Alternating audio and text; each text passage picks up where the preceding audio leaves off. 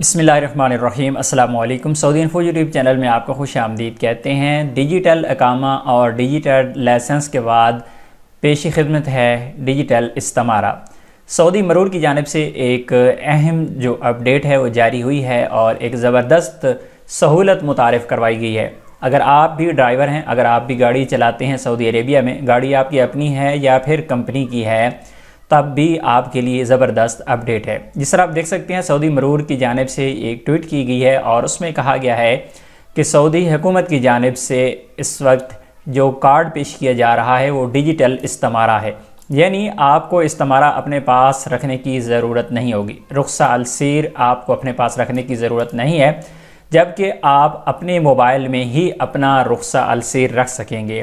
جس طرح ابشر سے آپ ڈیجیٹل سروس پہ جا کے اپنا اقامہ اور اسی طرح اپنا لائسنس ایکٹیو کر لیتے تھے، اور اگر کوئی بھی مرور آپ سے یا پولیس والا کہیں بھی اقامہ یا پھر آپ کا لائسنس طلب کرتا تھا تو آپ اسے اپنے موبائل میں ہی ڈیجیٹل اقامہ یا پھر ڈیجیٹل لائسنس دکھا دیتے تھے۔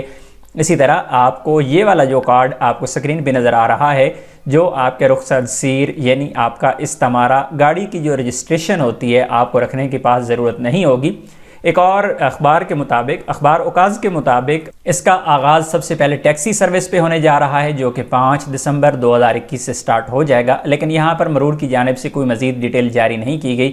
لیکن اگر آپ یہی نیوز اخبار پہ دیکھیں اوکاز پہ، تو اس میں کہا گیا ہے کہ 5 دسمبر 2021 سے سب سے پہلے یہ والا جو قانون لاگو ہوگا یہ ٹیکسی سروس پہ ہوگا، اور اس کے علاوہ آہستہ آہستہ باقی تمام جتنی بھی ٹرانسپورٹ ہے اس کے لیے بھی یہ سہولت متعارف کروا دی جائے گی۔